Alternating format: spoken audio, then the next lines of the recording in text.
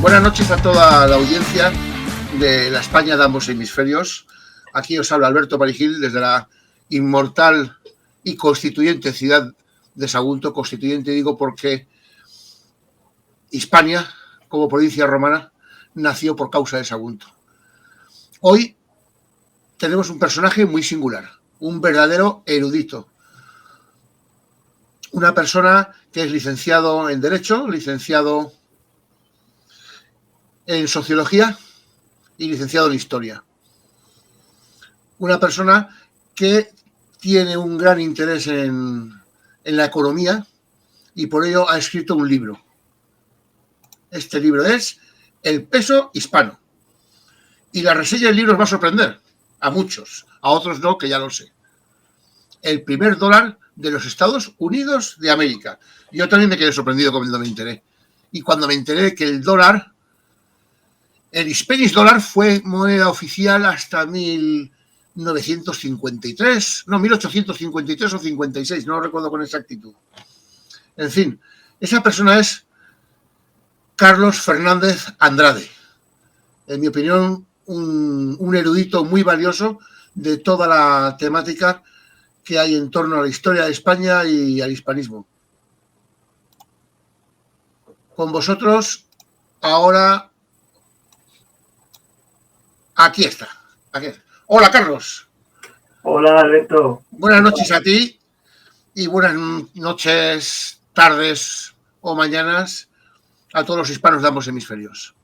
Buenas noches a todos. Buenas tardes, buenos días y buenas noches. Exactamente. Oye, ¿de qué va ese libro tan raro? Porque el tema monetario es una cosa que le queda muy desconocida a la gente. Pues sí, suele quedar desconocido. Pues el libro va de lo que dice su título, ¿no? Explica lo que es el peso hispano, el peso, el real de 8, primer dólar de los Estados Unidos de América. En la obra se explica cómo nace el peso en plata, cómo evoluciona, cómo se extiende por el mundo y cómo en un momento determinado, pues las 13 colonias lo van adoptando como moneda propia hasta que cuando se proclama la independencia de Estados Unidos deciden adoptarla como moneda oficial. Porque era la moneda más corriente, la moneda más común, la más conocida y la más prestigiosa del mundo. Ajá. Y precisamente por eso es cuando, después de la guerra, pues deciden adoptarla como moneda oficial. A ver, estás afirmando rotundamente que la moneda más demandada, más valiosa y más comúnmente aceptada del mundo era la moneda española. Sí. El real de 8, también conocido como el peso duro, como el peso o como el duro. Sí, bueno, la denominación duro es una denominación española que surge en el Levante y que viene a calificar la moneda de unas determinadas características, ¿no? El peso duro o el peso fuerte, para diferenciarlo de los pesos blandos, que eran los pesos antiguos, que eran los pesos que se acuñaban a martillo y que eran de una forma muy irregular, muy toscos, muy mal terminados, una mala terminación y estaban muy predispuestos a ser falsificados por su tosca terminación. Entonces, ya en el siglo XVIII, cuando se perfecciona, se aplica una nueva técnica de acuñación, que es la presa de volante, las monedas salen redondas, más redondas, se conserva esa forma redonda con una serie de normas que se aplica en tiempos de Felipe V, de la Real Ordenanza de 1728, y a partir de ahí es cuando, para diferenciarlo de las antiguas monedas defectuosas o de mala terminación, deciden llamar al nuevo peso el peso fuerte, o en España el peso duro, que también se usó la denominación peso fuerte en España durante muchísimos años. Ajá. Vamos a ver, es muy importante el detalle de que Estados Unidos decidiera utilizar como moneda de referencia para darle valor a su al inexistente valor de su moneda, el dólar, y se valiera de referenciarlo a la moneda española. Pero analizando la trayectoria que esta moneda tuvo, que Estados Unidos la adoptara es un mero detalle más, una mera referencia más.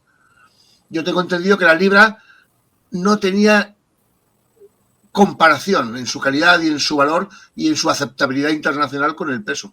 Que los mismos ingleses tenían que utilizar moneda española para poder comerciar en China e India. Claro, pero es que no solamente tenían que usar moneda española para comerciar en China y en India, es que también tenían que usar moneda española para comerciar en las 13 colonias. porque había una gran carencia de liquidez. Sí. David Bowers, que es un numismático estadounidense de los años 80 y los años 90, enuncia en un trabajo suyo que en Estados Unidos, hacia 1700, la moneda que corría por las 13 colonias era el Spanish Dollar, el dólar español, porque no había otra moneda en calidad y en abundancia que pudiera usarse como moneda corriente y de intercambio cotidiano entre las 13 colonias. ¿Me explico? Había otras monedas, como era el dólar del león neerlandés, o como eran las coronas inglesas, las coronas francesas, pero la moneda europea era muy escasa. Y era muy escasa, entre otras cosas, porque la corona británica adoptaba disposiciones tendentes a extraer la riqueza de sus colonias para llevársela a la metrópoli, con lo cual favorecía que la moneda que hubiera en las colonias se drenara a la metrópoli.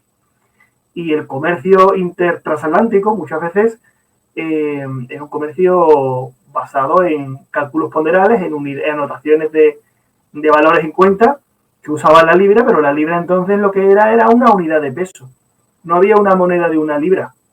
La libra eran, por ejemplo, 300, 200 gramos de tabaco, ¿me explico? O de algodón, y era una anotación en cuenta. Muchas veces el tráfico transatlántico era, pues mandaba tantos cientos de libras de tabaco a Londres desde Georgia, y Londres pues pagaba pues con utillaje, con herramientas, ¿me explico? Porque la moneda antiguamente, el circulante, era el metal precioso. No es como ahora que todos los estados tienen una maquinita donde pueden imprimir ilimitadamente billetes y crear dinero de la nada. Ese es el dinero que tenemos hoy en día, que dicen los economistas que es dinero de monopolio, ¿no? La divisa fiat, ¿no? La moneda fiduciaria. Fiduciaria, exactamente. Se les ha ido la mano en los últimos 5 años y por eso parece que la inflación se ha disparado como se ha disparado. ¿Me explico? En aquella época no era así. En aquella época no se podía crear plata de la nada ni oro de la nada. La plata que había era la que había. ¿Quién tenía la capacidad de hacer moneda y de crear dinero? Pues el que tenía las minas de plata. ¿Y quién tenía las mejores minas de plata del mundo con gran diferencia? La corona española. En las minas de México, en Zacatecas y en Potosí, en el Alto Perú. Sí, pero ese hecho no nos salvó de sufrir verdaderas crisis inflacionarias. Bueno, vamos a ver, hubo un fenómeno inflacionario estudiado por Earl Hamilton en la primera tercio del siglo XX, que vino a España, estuvo investigando en el Archivo de Indias, un estadounidense, hizo un gran estudio que estudia el fenómeno inflacionario del siglo XVI. Sí es cierto que hubo una inflación importante en la segunda mitad del siglo XVI y la primera mitad del siglo XVII. Este fenómeno viene producido por un gran aumento de circulante de plata, porque había mucha moneda en circulación. Pero habitualmente todos los economistas coinciden en que una economía basada en una unidad monetaria, en un dinero que es metal precioso, tiende a ser deflacionario, porque la economía crecía a mayor velocidad que la cantidad de plata y de oro que las minas podían producir y amonedarse. Entre otras muchas cosas por el valor intrínseco que tenía la moneda. Entonces, la revolución de los precios del siglo XVI y principios del XVII fue una excepción a lo largo de siglos, pues porque se rompió totalmente la norma. Es decir, de la noche a la mañana, la corona española, aplicando además unas nuevas técnicas de extracción de plata y de refinamiento de la plata, como fue el método de la amalgama de la plata o el método de patios, inventado a mitad del siglo XVI, pues disparó totalmente la acuñación de moneda, entre otras muchas cosas, porque Felipe II, que estaba metido en un sinfín de guerras permanentemente, tenía una constante necesidad de dinero, de más monedas y de mayor liquidez, ¿no? Para pagar a sus banqueros, a sus acreedores y a las tropas. Entonces, claro, se acelera la producción de moneda, se acelera la producción de plata, y eso hace que los productos aumenten su precio porque la plata se deprecia, porque repentinamente, en un plazo corto de tiempo, hay una gran oferta de moneda de plata con respecto a los bienes que hay. Eso sí estuvo estudiado por Hamilton a principios del siglo XX. Pero, digamos, ya tenemos que fue una especie de excepción muy dilatada en el tiempo, pero realmente las economías occidentales estuvieron permanentemente en falta de liquidez. Era muy común que hubiera falta de liquidez en Europa, fundamentalmente en los tiempos de guerra, ¿no? Incluso en Estados Unidos, ¿no? Pero claro, Estados Unidos no tenía minas de plata, Gran Bretaña no tenía minas de plata, y era muy común que Estados Unidos y otros países que no tenían minas de plata adoptaran moneda para su comercio interno de otros países que sí tenían moneda de plata. La corona española era la nación, el reino que tenía mayores minas de plata, con gran diferencia, De ahí que su moneda pues se extendiera por todo el mundo. Hay tres circunstancias fundamentales, yo siempre digo que hay tres circunstancias fundamentales, que son las que hicieron que la moneda de plata española de mayor valor, la de 8 reales, se extendiera por todo el mundo. Tres circunstancias. La primera, además, tres circunstancias singulares. La primera es el descubrimiento de las minas de plata de Zacatecas y de Potosí, que tienen una cantidad de plata en yacimientos riquísimo, como nunca antes se había descubierto en la historia. Segunda circunstancia, la aplicación de nueva tecnología y nuevos métodos de extracción y de refinamiento de la plata. Y tercero, a eso se suma la gran dimensión de la monarquía hispánica. En tiempos de Felipe II, cuando Felipe II incorpora la corona de Portugal, en los dominios del rey de Felipe II no se ponía el sol. ¿Qué quiere eso decir? Que la moneda de plata española circulaba por los dominios de la monarquía hispánica. Tenemos moneda española en Buenos Aires, en el Río de la Plata, tenemos moneda española en la Florida, en Cuba, en España, en el Mediterráneo, en Filipinas, mira ahí en comercio con los asiáticos. Estas tres circunstancias combinadas y además durando a lo largo de, extendidas en el tiempo en su duración. No olvidemos que el imperio español, la monarquía hispánica, es un gran imperio durante 300 años, un poquito menos de 300 años. Esa labor continuada de comercio, de pagos, de distribución monetaria, pues eso hace que, claro, que la gran potencia monetaria del mundo era el Reino de España. Y que se haya llegado a decir que las cecas americanas del Reino de España eran la gran casa de moneda, la gran fábrica de moneda del mundo. ¿Tú qué sabes respecto a la estrategia que siguió Inglaterra con China, que fue el gran acaparador hasta el extremo de que reacuñaban moneda española como propia, como si fuera moneda china? Y bueno, Inglaterra de convertir a China en un país drogadicto, un país de drogadictos del opio, y que en el fondo era porque China no le interesaba ningún producto que le pudiese vender a Inglaterra, con lo cual China tenía mucho oro, mucha plata, pero no había manera de succionárselo. Y la estrategia fue pues convertir en enganchar al opio al común de la población china. Efectivamente, empezando por los funcionarios, que eran los que tenían poder. Y esas fueron las famosas, bueno, y creando dos guerras, ¿eh? Hubo dos guerras del opio, a las cuales se sumaron los Estados Unidos en la Segunda Guerra, para extraer la plata que había ido acumulando y que iba acumulando China a lo largo de siglos, a través del comercio con los españoles en Manila y con los neerlandeses en Indonesia. Pero que esas dos guerras del opio equivalieron a la Segunda Guerra Mundial. Según las estadísticas, dicen que murieron 60 millones de chinos como consecuencias de esas guerras. Pues no lo sé, me parece un poco exagerado, 60 millones de chinos. Bueno, yo he visto que las estimaciones oscilan entre 40 y 60 millones. En cualquier caso, da igual. Un solo chino ya serían muchos. Una sola muerte, ¿no? Sí. En el siglo de las humillaciones que empezaron con las guerras del opio. Efectivamente. Y todo fue para fagocitar el dinero, la moneda española que había sido acumulada en China a lo largo de los siglos. Sí, para forzar la entrada de productos anglosajones, de productos europeos en China, para obligarles a consumir y obligarles a comprar y a pagarme.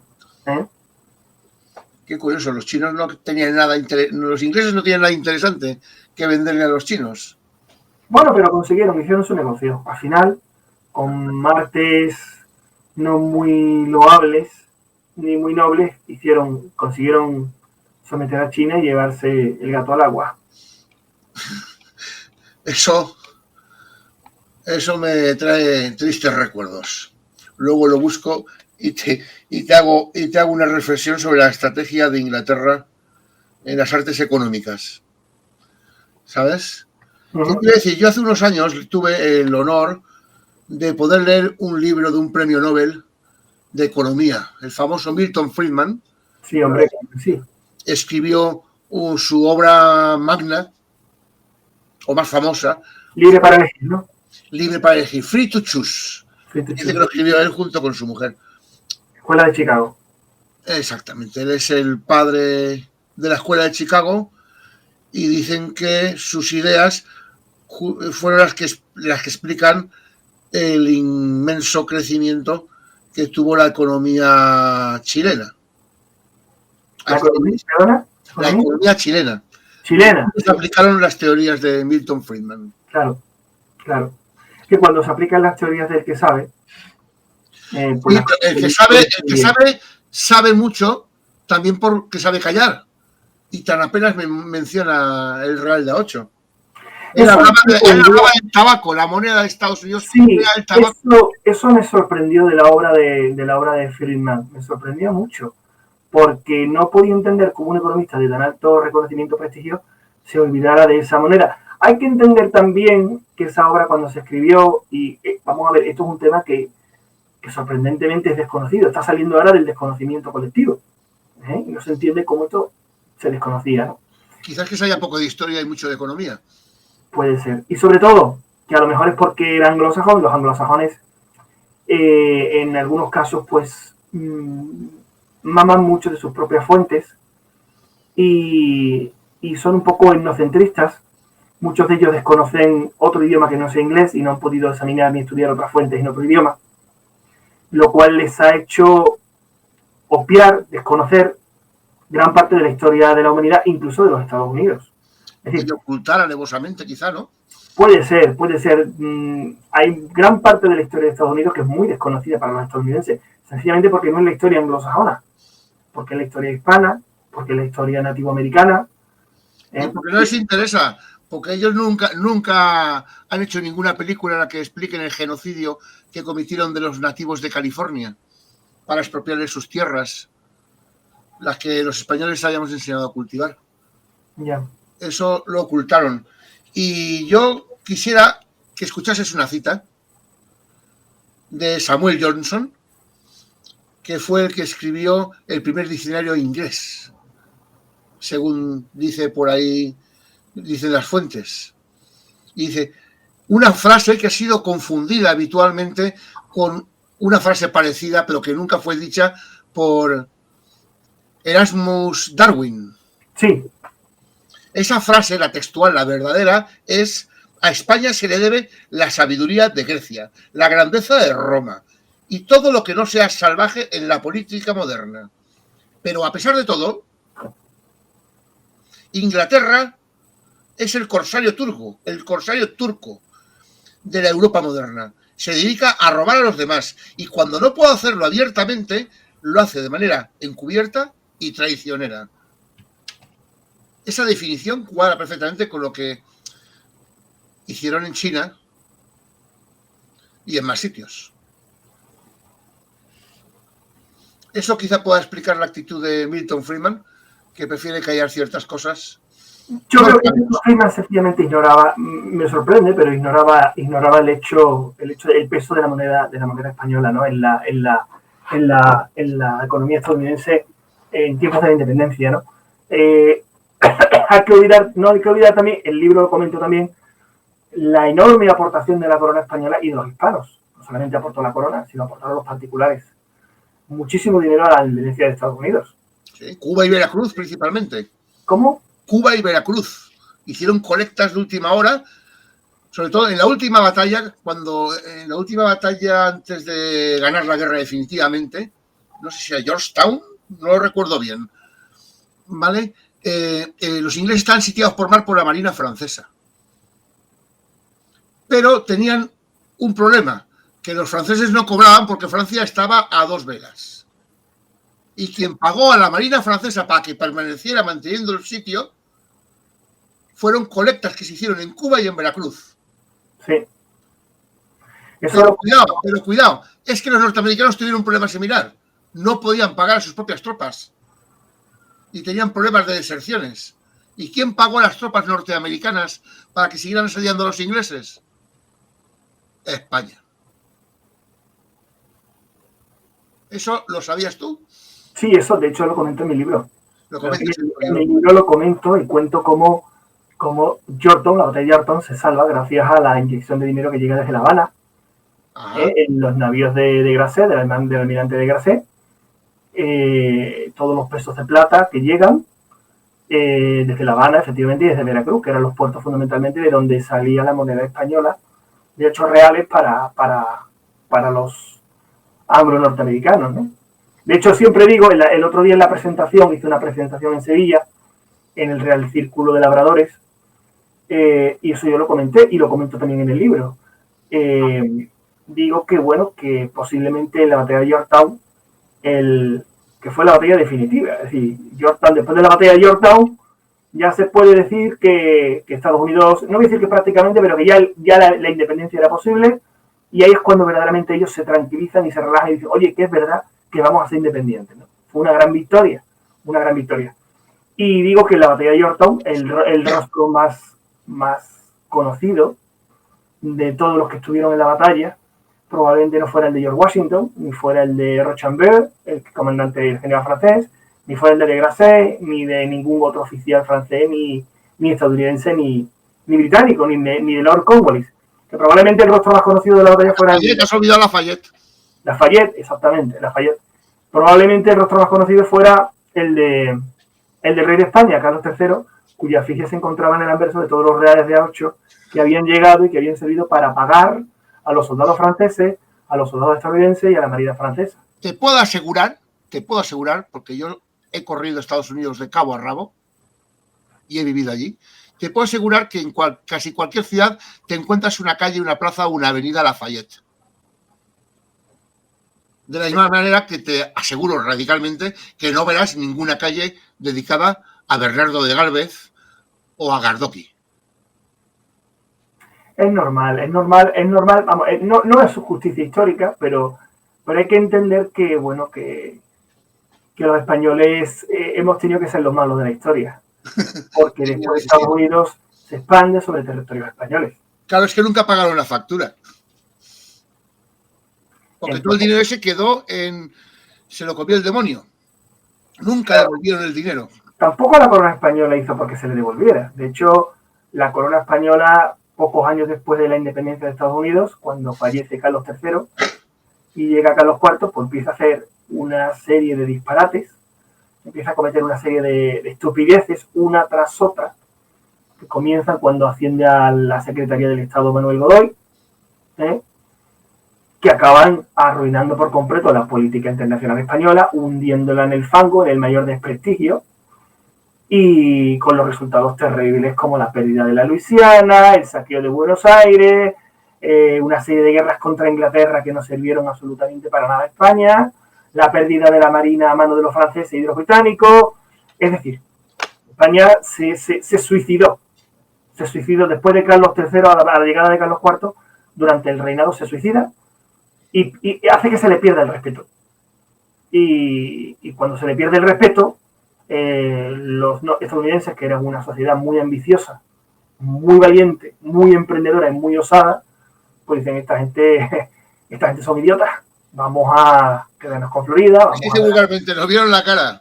Sí, porque además es tristísimo. Yo en el libro le dedico un capítulo, no muy extenso, pero empiezo a contar los disparates, porque además el Real de Ocho fue testigo de excepción. El Real de Ocho fue cada vez que los ingleses saqueaban un barco, capturaban un barco español o saqueaban una ciudad española, pues se llevaban barriles y barriles, sacas y sacas de pesos de plata, de pesos hispanos en su barco. Qué vergüenza me da. Totalmente. Y cuando leas ese capítulo te va a dar hasta coraje, porque vas a decir, bueno, ¿cómo es posible esto? Claro, cuando uno hace el ridículo durante 15 años en Europa y en el mundo, y se deja robar, y se deja pegar, pues claro, los demás no te respetan.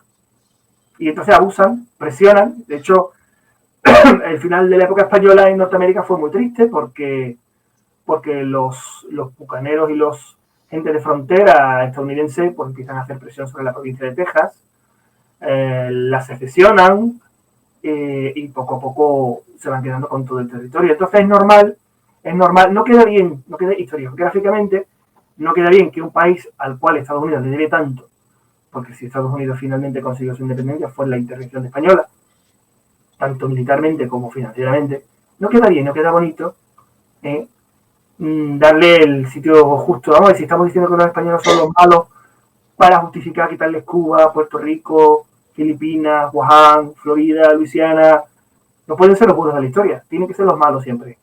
Y entonces esa etapa se ha un poco borrado, ¿no? Se ha eludido en la historiografía oficial. Yo en el libro lo digo también, una de las cosas que digo en el libro, porque claro, durante el proceso de independencia de Estados Unidos, España, la corona española, destinó millones y millones y millones de pesos de plata a ayudar a los estadounidenses. Y eso yo en el libro lo comento.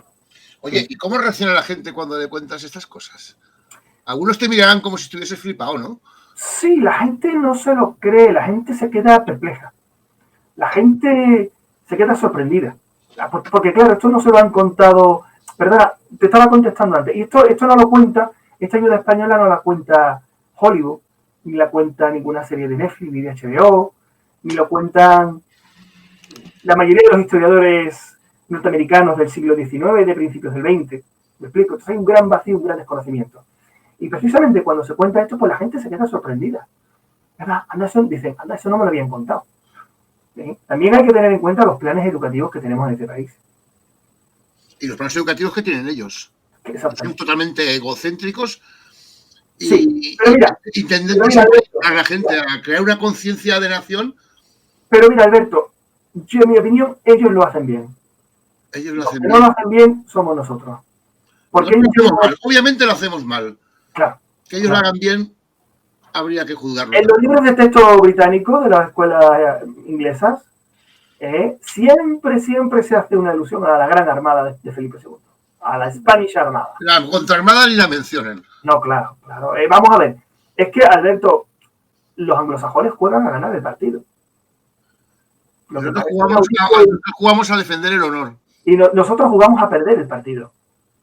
Si tú juegas a perder, al final no puedes ganar. España y Norteamérica, en el siglo XIX, jugaba a perder. No hacía más que cometer disparates. Hombre, ¿dejamos entrar a Napoleón? Claro, exactamente. Fíjate cómo Franco no dejó entrar a Hitler. ¿Cómo? Que fíjate cómo Franco no dejó entrar a Hitler. No.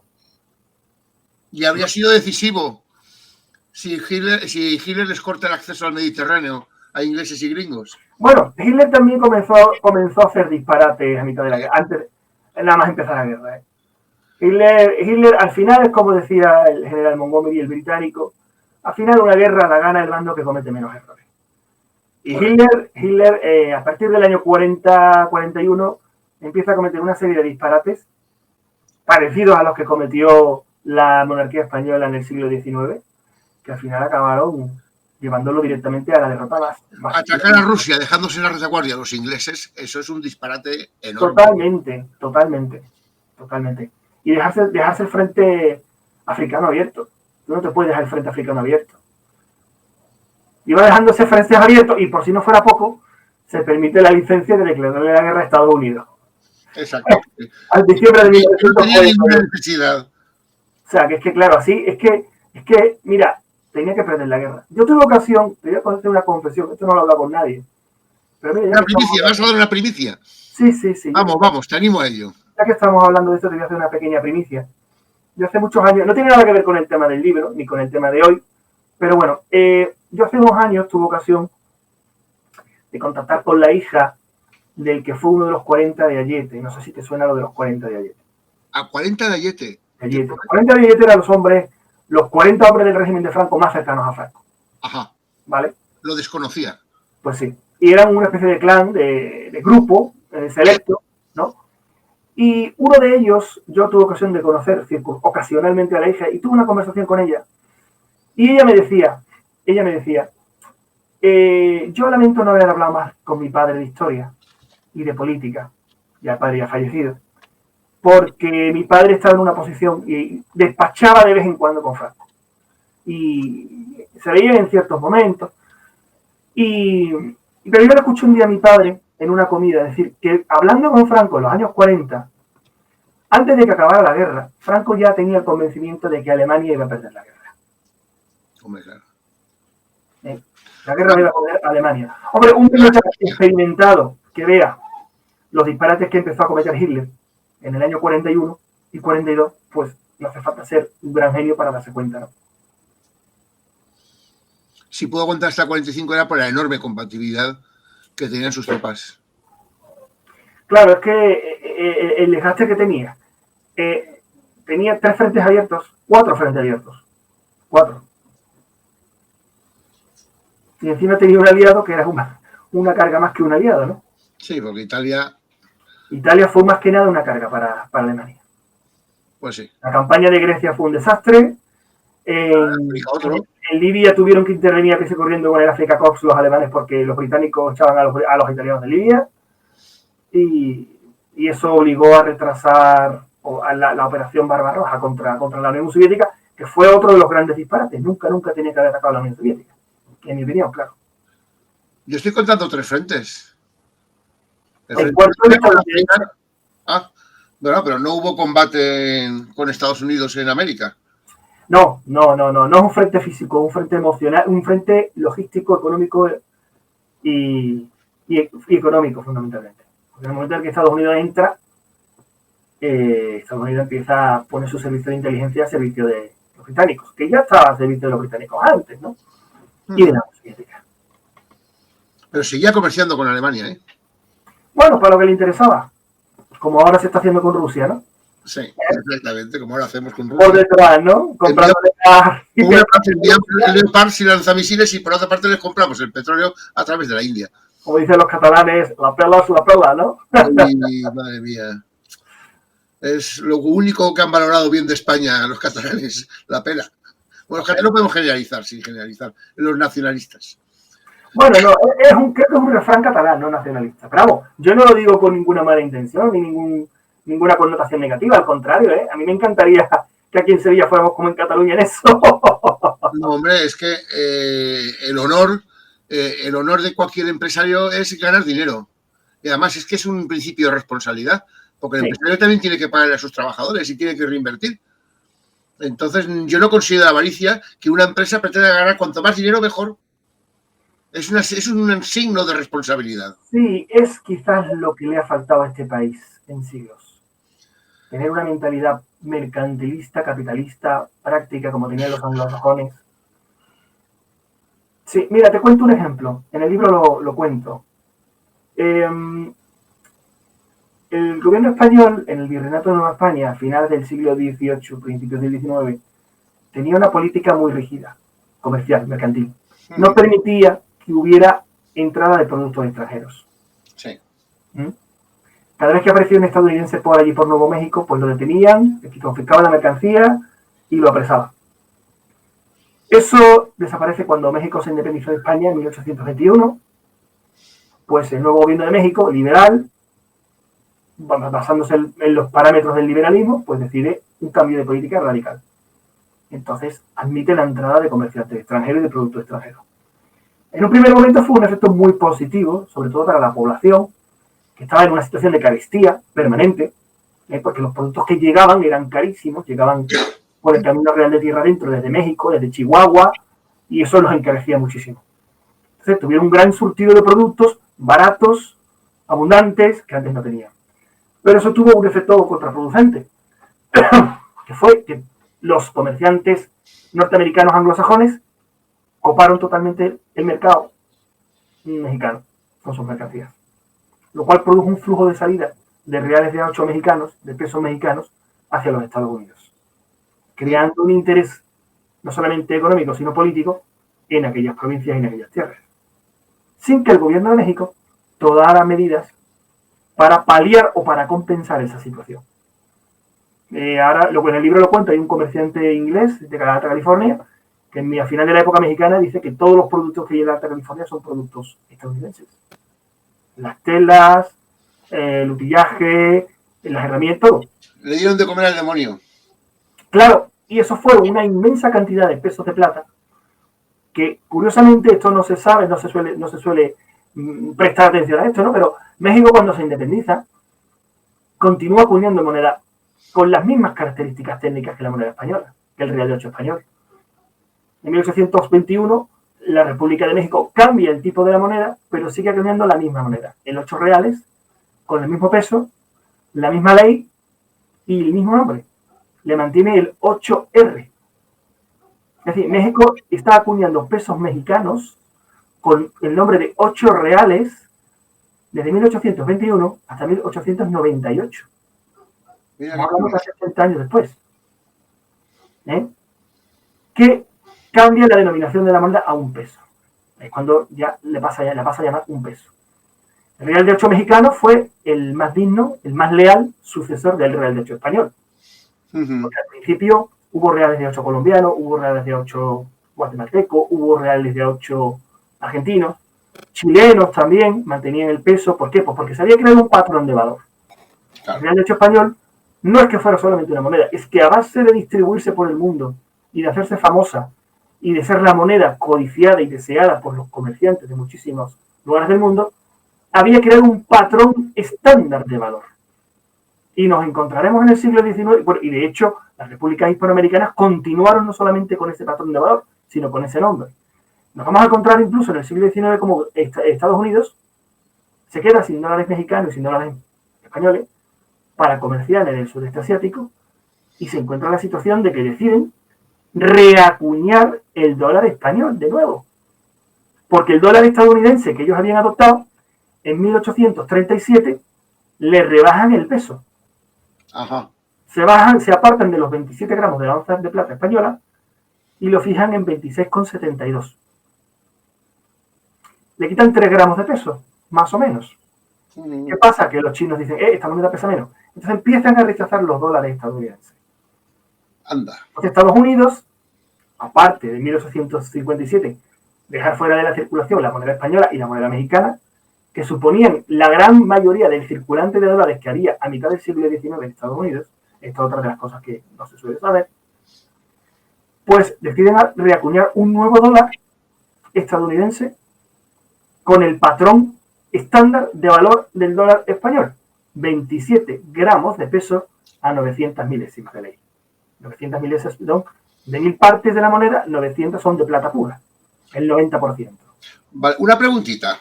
¿El valor del peso del Real de 8 se ajustaba al valor de su peso en plata? ¿O tenía otras variables que repercutían en su valor, como la oferta, la demanda y la confianza? Perdón un momento. Perdonado. Sí, te contesto. Te contesto.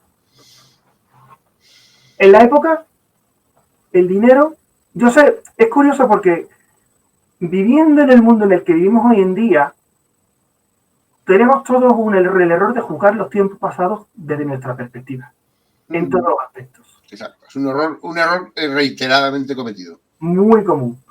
Y tenemos que aprender a meternos, para meternos en la mente de alguien de aquella época, tenemos que aprender cómo pensaba, cómo sentía y cómo era su mundo. Entonces, hoy nos puede parecer extraño, pero es que entonces, hablo del siglo XVI, siglo XVII, el dinero era el metal precioso.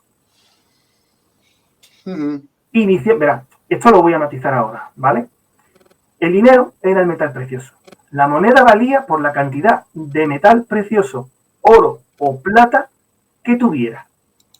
Con el cobre era un poco diferente, porque el cobre tenía menos valor y la unidad de peso de cobre era más fiduciaria. Pero el oro y la plata valían por su valor en metal precioso. Y por la calidad de su aleación, imagino. Claro, claro. Es decir, una moneda, cuando me refiero a la cantidad de plata, es que son dos variables que se conjugaban. El peso de la moneda y la cantidad de plata de la moneda. Una cosa multiplicada por la otra nos dan la cantidad en peso de plata fina que tiene, en este caso la plata, porque el peso del Real de 8 era una moneda de plata, que tiene la moneda. Eso inicialmente era así y era así en todas partes. Ahora bien, a base de la moneda española, el 8 reales, a base de ser tan conocida, tan difundida, tan extendida su uso y de tan buena ley, 902,7 al final de la época española, se labró una reputación y una fama, un crédito que hizo que tuviera mucha mayor aceptación que otras monedas de plata que podían contener la misma plata. Eso repercute en su valor también. Sin duda, sin duda. De hecho, en China, a mitad del siglo XIX, los comerciantes chinos y los estadounidenses llegaban con sus dólares y claro, los chinos desconfiaban. Desconfiaban pues porque era una moneda nueva que no tenía la reputación de la moneda española ni de la moneda mexicana. La moneda mexicana se estuvo manteniendo exactamente en las mismas características técnicas que el Real de 8 de la última época española. Los estadounidenses no. Los estadounidenses de entrada le rebajaron la ley. el dólar español de 1800, por ejemplo, tenía una ley de 902,7 milésimas y el dólar estadounidense lo tenía de 892. Sí, son unas pocas milésimas, poco. Pero ahí está. Cometieron después el error de rebajarle el peso, le aumentaron la ley. Pero claro, la característica que más canta para un comerciante y que es más fácil aquilatable de una moneda es el peso, más que la ley. Si tú rebajas el peso, aunque aumentes la ley, estás favoreciendo la desconfianza en tu moneda. Porque lo que todo el mundo puede calibrar es el peso de la moneda. 2-3 milésimas de ley prácticamente es inapreciable. Y entonces eso hizo que el dólar estadounidense perdiera competitividad frente a los pesos mexicanos y frente a los reales de 8 españoles antiguos en el mercado asiático. Por eso, en 1873 y 74, Estados Unidos tiene que volver a acuñar dólares españoles o dólares estadounidenses de comercio con los parámetros del real de 8 español. Pero no será solamente Estados Unidos el que lo haga.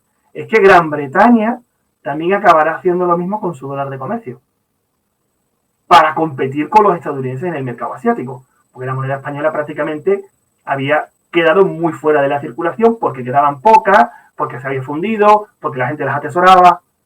Pero es que la cosa no acaba ahí. Los franceses en Indochina deciden sacar también su dólar de comercio siguiendo el parámetro español. Y lo llamaron piastras, las piastras de comercio. Los franceses comienzan, los estadounidenses comienzan el dólar de comercio en 1873, los británicos en 1895, los franceses 10 años más antes, en 1885, pero es que la cosa no acaba ahí, es que veremos también cómo los japoneses y los chinos acaben sacando moneda con el parámetro de valor del real de 8 español, la onza española de 27 gramos de peso a una ley de 900 milésimas. Estas son cosas que la gente no sabe y que se desconoce mucho. ¿Por qué crees que la gente desconoce estas cosas? Para empezar, Alberto, porque los españoles hemos abandonado nuestra historia. La tenemos abandonada de los últimos 300 o 400 años. Por eso tenemos la leyenda negra que tenemos encima. La gente se queja de la leyenda negra. Digo, no. Mi opinión es que poca leyenda negra tenemos para la que deberíamos tener. Porque los planes educativos españoles son un desastre, no se enseña nada en las escuelas, no hay documentales históricos. A mí me da una pena tremenda cuando yo veo la BBC, cuando yo veo los canales franceses que tienen unas productoras que hacen documentales históricos verdaderamente fabulosas. En Estados Unidos, bueno, los Estados Unidos son un poco más sensacionalistas, ¿no? Más amarillistas. Pero británicos y franceses, pero nosotros en España no se hace documental histórico. Ya, yo detecto en ellos mucho egocentrismo y mucha mentira.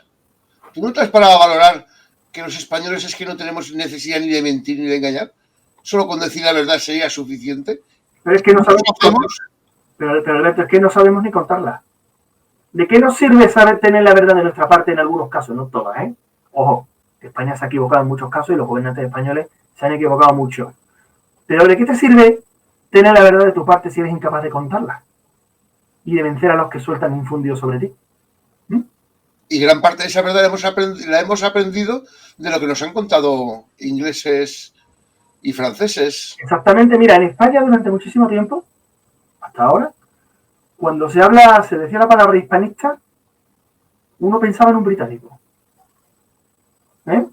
Los años 80, los años 90, los años 2000, 2010, hispanista, tiene que ser británico. Hay unos cuantos, Hugh Thomas, Geoffrey Parker, Henry Kamen, Ian Gibson, Paul Preston, en fin, uno empieza y dice, bueno, hispanista, británico.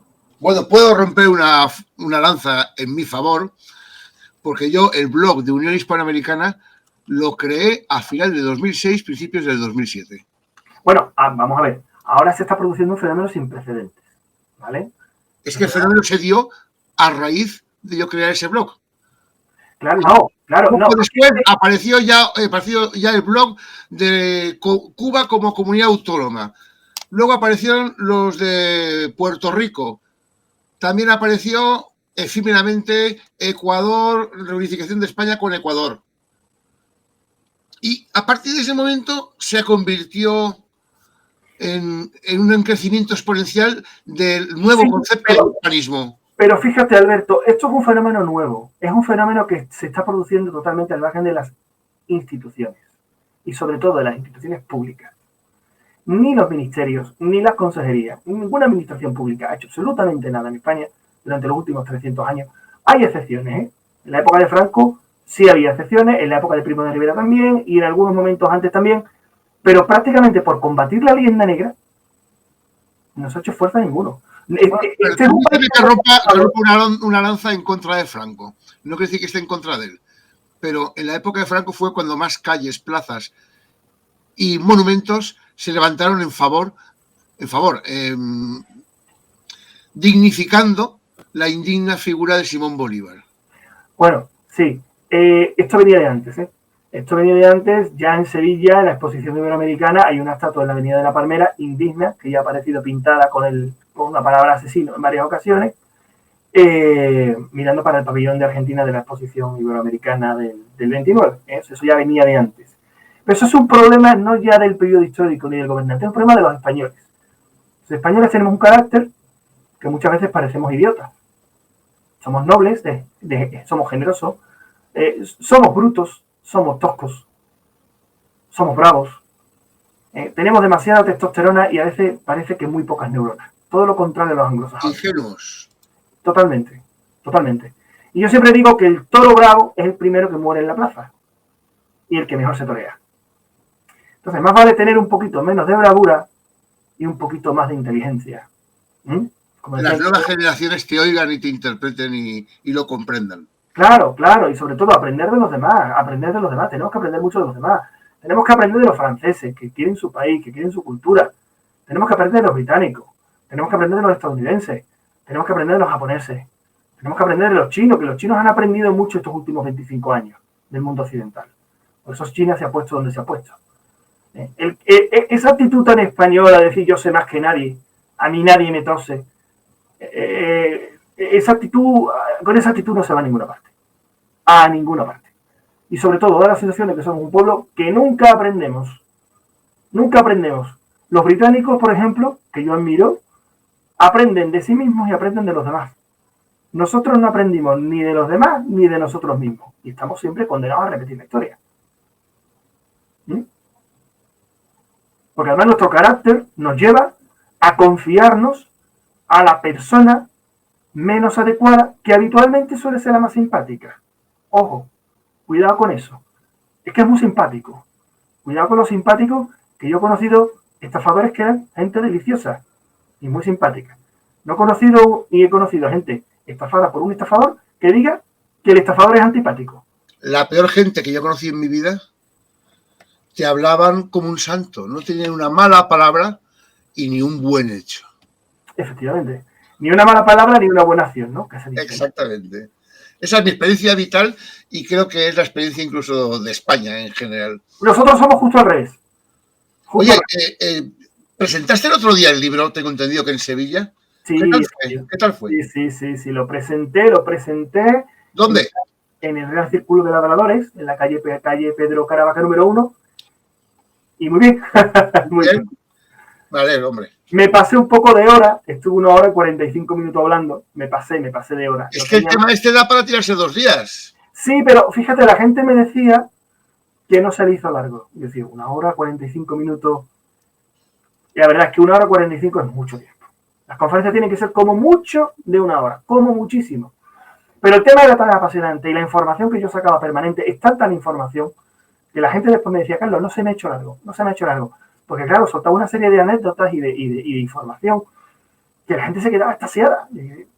Esto no lo he oído nunca, decían. Esto no, nadie me lo ha contado, no lo he visto en la tele, ni lo he visto en ninguna serie de Netflix, ni de HBO, ni de Movistar, ni nada, ¿no? ¿Cómo es posible que esto no nos lo han enseñado en la escuela? O sea, esa es la reacción de la gente, ¿no? La gente se quedaba un poco perpleja.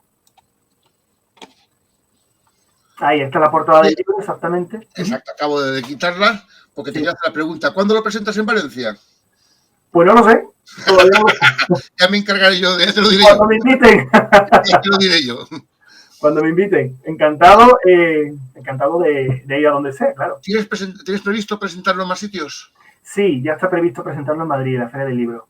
En la Feria del Libro. A finales de mayo. Es una conferencia allí. Sí, una y puede que 2. ¿Y cómo puede la gente conseguir tu libro? Empezando por mí. Bueno, de entrada tengo que decir, el libro está ahora mismo en fase de impresión. ¿Vale? Revisión e impresión.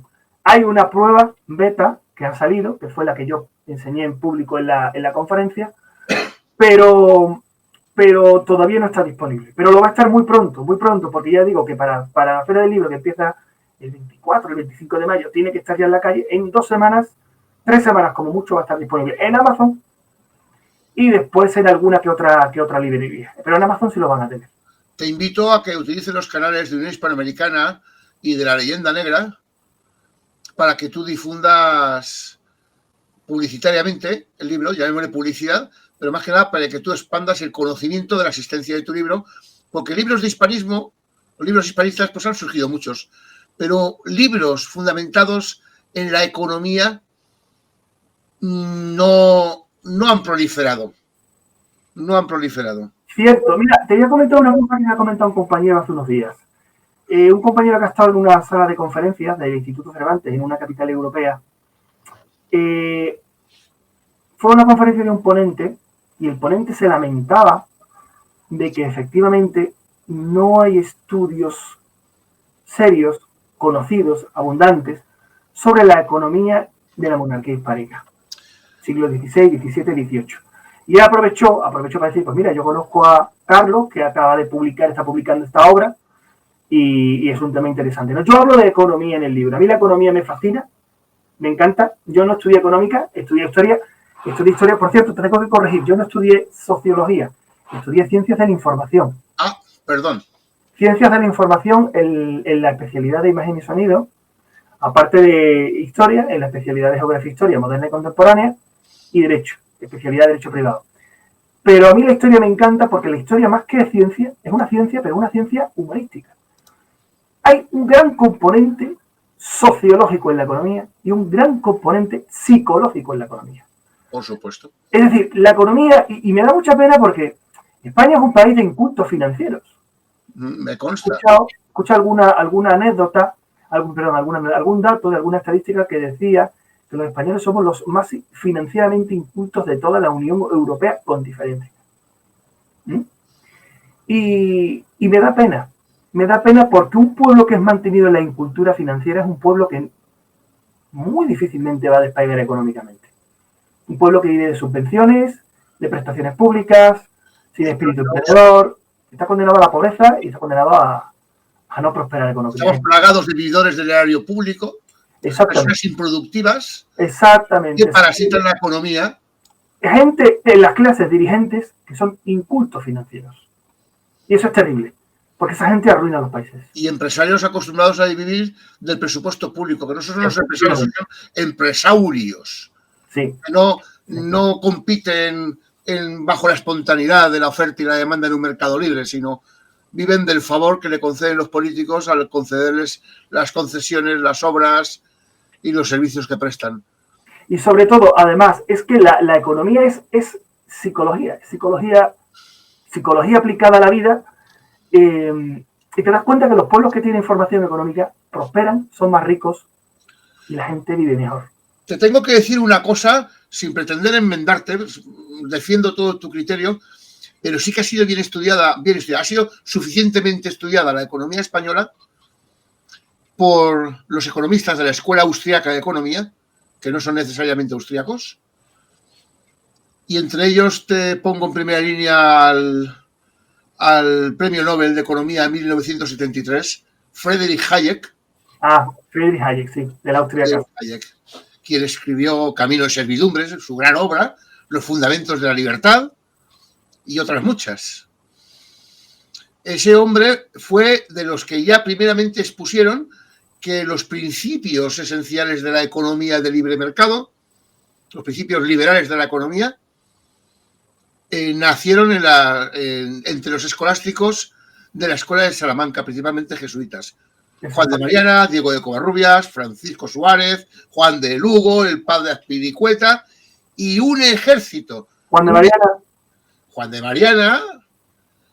Y todos ellos fueron los que alimentaron intelectualmente a los teóricos ilustrados del siglo XVIII. Eso es algo que nos lo han tenido que contar de fuera. No nos hemos dado cuenta. A eso me refería, Alberto. Sabíamos que era uno que hablaba de matar reyes, un poco más. Y de Suárez, pues que era una eminencia y poco más también. Pero esa gente cambió el mundo, son sus ideas las que cambiaron el mundo, aunque los actores fueran ingleses y franceses. Pero lo hicieron con ideas españolas de españoles. Pero lo que te comento es que es triste que, como tú has dicho, nuestra historia nos la tenga que contar de fuera. Es que nuestra historia nos la llevan contando de fuera siglos. Sí, pero viene a estudiar en España. Sí, pero lo publican después en su idioma y lo publican fuera. Y no ha habido... Tenemos un gran problema, los hispanos. Más los españoles que el resto de hispanos del mundo. No nos sabemos vender. No lo sabemos vender. No somos comerciales. No sabemos adaptarnos a los intereses del mercado, no sabemos contar nuestra historia y eso juega en contra. En el aspecto de que no nos sabemos vender, yo te pongo una objeción. El problema es que no nos dejan vendernos. Hemos sufrido desde el siglo XVII, en que las conquistas ya no eran una iniciativa privada de empresarios privados, lo que ahora llamaríamos autónomos, y pasó a ser regulado estrictamente y monopolizado por los gobiernos españoles. A partir de ese momento hemos sufrido un alto porcentaje de intervencionismo, del capricho arbitrario de nuestros gobiernos que han restringido nuestra capacidad de expandirnos económicamente bajo la premisa de que la economía no la crean los gobiernos, la crean los individuos con su libre acción humana. Eso no se ha sabido comprender en España por parte de las élites gobernantes que no podían tolerar que las clases sociales más bajas tuviesen la oportunidad de ponerse al nivel de la aristocracia y el clero. El alto intervencionismo, en la enorme burocracia, hoy en día es el cáncer, es el lastre, es el palo en las ruedas que te mete el Estado para quebrar y quebrantar la creación y generación de riqueza. Eso, sin pretender darte lecciones, es una opinión que yo te la quería hacer tener en cuenta. El exceso de intervencionismo, el estatismo desmesurado, la burocracia vergonzosa que sufrimos en este país, son las verdaderas trabas que imposibilitan que nos sepamos vender. No es que no nos sepamos, es que no nos dejan. Bueno, vamos a ver. Yo creo que hay dos cosas. Una es lo que tú estás diciendo, que yo lo suscribo, por la mentalidad de los dirigentes, ¿de acuerdo? Y otra es que nosotros tengamos esa falta de viveza, que sí, que indudablemente el poder, el intervencionismo, pues evidentemente restringe derechos y libertades y restringe la capacidad de los individuos para desarrollarse. ¿Y la sobrelegislación? Si es que hay más leyes para arruinarte que leyes que te permitan prosperar. Pero fíjate un detalle curioso, eso no es nuevo en la historia de España, ¿eh? Eso viene ocurriendo desde el siglo XVI, XVII. XVII. Yo lo he estudiado que a partir del XVII hubo un cambio de política de exploración y conquista, sí. De manera que las exploraciones y conquistas ya tenían que ser impulsadas. Eso que se juntan cuatro empresarios, ponían el dinero y vámonos a conquistar Perú o Chile o México, que todas eran empresas privadas de iniciativa individual. Claro, eso desapareció. Eso ocurrió porque la corona, los burócratas no intervenían. Cuando empieza a haber riqueza, ya empiezan a intervenir, ya empiezan a mandar. Cuando mandan, ya empiezan a seguir trámites burocráticos. Ya salen los burócratas que, oye, no... Y la envidia del que no produce nada contra el que tiene iniciativa y creatividad. Claro, y de hecho, en el siglo XVII vemos cómo hay emprendedores españoles en la Nueva España que se tienen que ir, porque las autoridades virreinales y la corona no lo apoyan en campañas de expansión y de población y de poblamiento de nuevos territorios. Más que no apoyar, es que las personas no necesitan el apoyo del gobierno. Lo que necesitan es que el gobierno se quite y deje hacer. El laissez-faire que argumentan los economistas. Sí, lo que pasa es que los que mandan no son esa gente. Los que mandan son los otros. Los que mandan son los que no saben. Los que no saben. ¿Por qué? ¿Por qué mandan los que no saben? Ese es el gran problema de España. ¿Por qué mandan los que no saben? Eso te lo encontrarás en un capítulo de Friedrich Hayek de Camino de Servidumbre, en el que se titula ¿Por qué triunfan los más ineptos o los peores. ¿Por qué? Porque son los que son capaces de obedecer todo lo que les impongan. Exactamente. Eso pasa la explicación de Friedrich Hayek. La persona que nos abrió los ojos. Mira, no me he leído esa obra, pero me la voy a apuntar y me la voy a leer. Camino Servidumbre es algo que no te puedes perder. Y la otra es La acción humana de Ludwig von Mises. Camino y servidumbre, y la otra Camino de servidumbre, Friedrich Hayek. De servidumbre. Y a la acción humana de Ludwig von Mises. A la acción humana, ¿no? Exacto. Son los grandes próceres de la Escuela Austríaca de Economía, que se la podría llamar la Escuela Española de Economía. Ludwig von Mises. Se escribe tal como lo oyes. Mises. Exacto. Y se escribe Ludwig con W. Sí. Son dos de los mayores y más grandes economistas del siglo XX. De la Escuela Austríaca, que tenía que llamarse Escuela Española, su creador, Karl Menger, escribió la primera gran refutación que refutó hasta el ridículo a Carlos Marx. El dinero. No, de economía. Es que no me sale ahora el nombre. No me sale ahora el nombre de su obra. El dinero se llama, ¿no? ¿Cómo? El dinero. No. No recuerdo ahora el nombre de su obra, pero con esa obra él creó la Escuela de Economía Austríaca, ¿no? Y lo que cuentan es que en su manuscrito está plagado de referencias a los escolásticos españoles. Referencias que luego no expuso en su edición impresa y lo vendió como mercancía propia. ¿Y cómo se puede uno hacer de ese manuscrito? Del manuscrito no lo sé, pero sus obras están publicadas. La Escuela Austríaca de Economía es una gran desconocida en España. Sí. Y bueno, los chicanos se fundamentan en ello. Alberto, se fundamenta la libertad. Y España siempre abogó, los filólogos españoles siempre abogaron en la libertad como base fundamental del crecimiento económico y del advenimiento a la prosperidad. Sí. Pero Alberto, el problema está en que hay que saber venderse y hay que saber comunicar. No puedes saber venderte si tus gobernantes no te dejan venderte.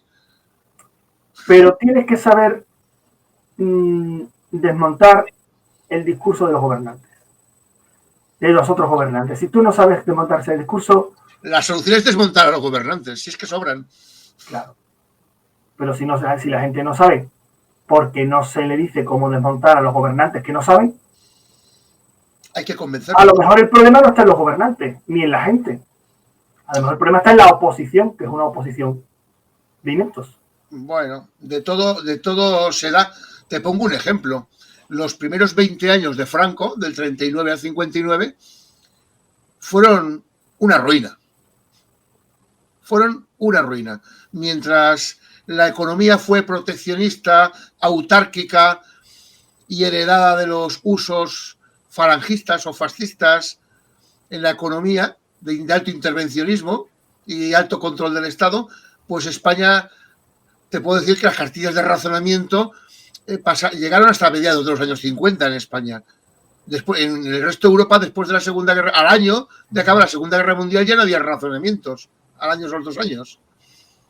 Y solo España se convirtió en el país que más crecía de Europa y el segundo del mundo, a raíz de que Franco le metió una patada económicamente hablando a los falangistas y metió a los tecnócratas del Opus Dei, que se limitaron a liberalizar la economía española.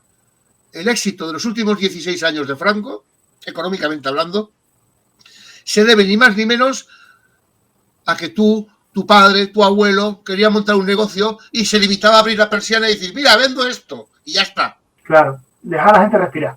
Exacto, dejar respirar a la gente, dejarla actuar, dejarla apartarse y decir, actúa. Y ni IVA, ni IRPF, ni leches. ¿Me entiendes? Y España creció como la espuma. Ya te lo digo, el segundo del país del mundo tras Japón. Sí. ¿Cómo? Aperturándose al exterior y liberalizando la economía. Al final siempre la receta es la libertad, en mi modesta opinión. No, tampoco he venido yo aquí a darte clases. Porque el erudito y el doctor eres tú. No te creas. ¿Cuándo vas a hacer la presentación en Madrid? Pues está prevista para finales de mayo. Para finales de mayo. Y finales de mayo no sabemos si el 28, 29, 30 o la primera semana de junio. Pero para finales de mayo sí. De hecho, en la Feria del Libro quiero estar firmando ejemplares. Muy bien. Pues partiendo de la base de que la pela es la pela, será importante que también lo presentases en Cataluña. Así se darían cuenta de que los monopolistas de la economía en España no son ellos, exclusivamente. Unos grandes colaboradores.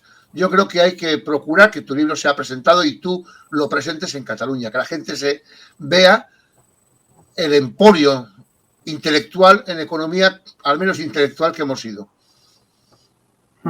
los españoles, y que podemos volver a serlo simplemente si entendemos que la base fundamental de la economía está en la libertad.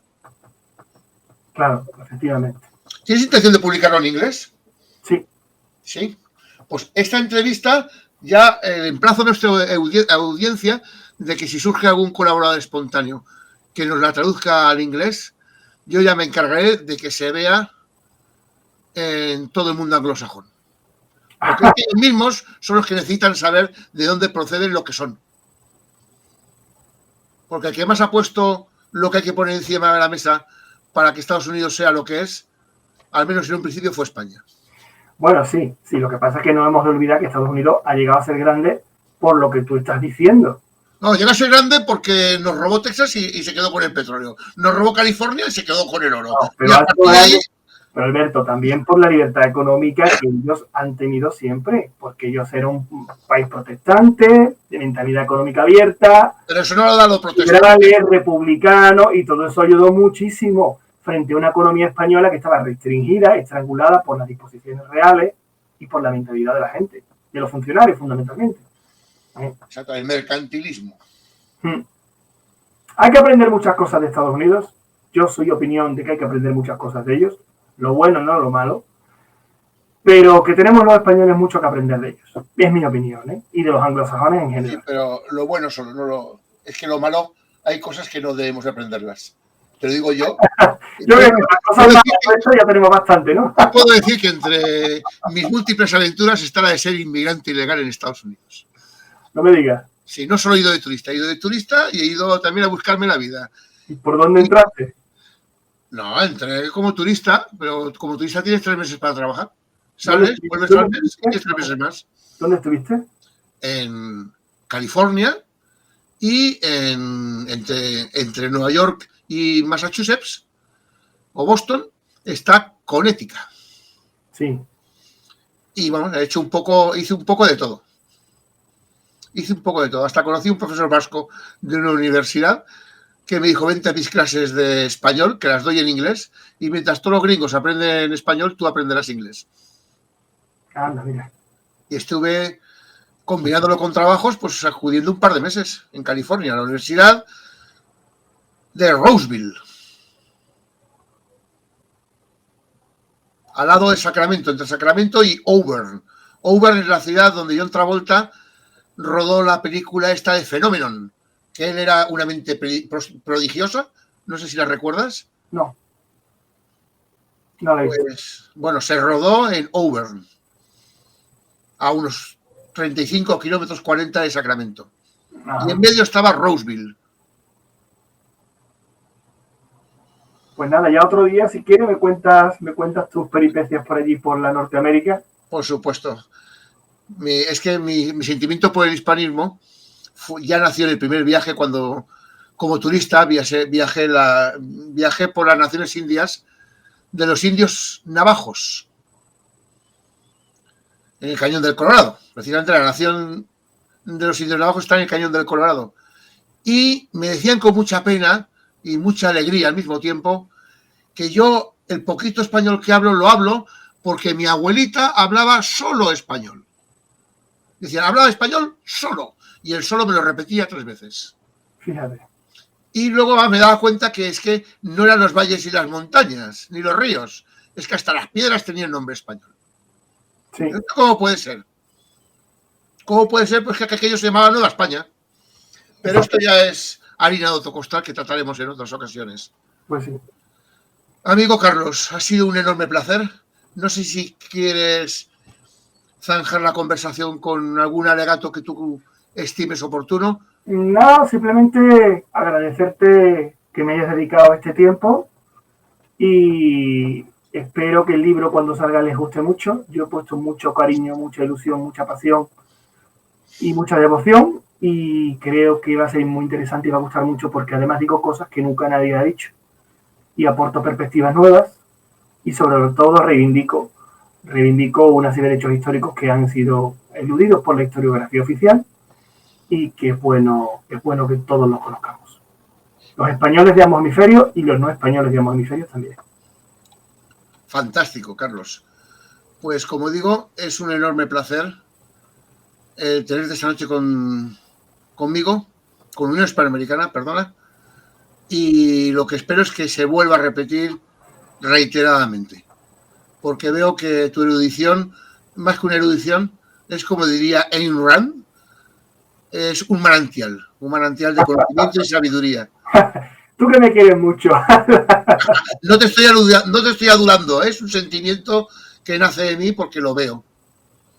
Y lo veo todos los miércoles de cada 15 días en el programa de Carlos Adriansens en Onda Capital Sevilla, en la 95.1, Luz de Luna.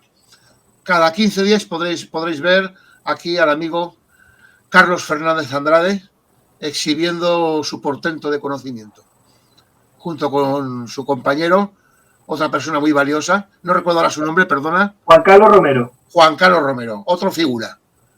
Y que espero que próximamente intervengamos los tres y que no acabemos a palos cuando discrepemos. Claro que sí, se lo plantearé por si quiere que algún día hagamos una entrevista a tres. Claro que sí. No, y de economía tenemos que retomar el tema porque no hemos tocado el tema de las reformas borbónicas ni de las consecuencias económicas que se dieron. Que, por cierto, tenía que haber mucha moneda para que el comercio español tuviera picos de crecimiento de un 600%.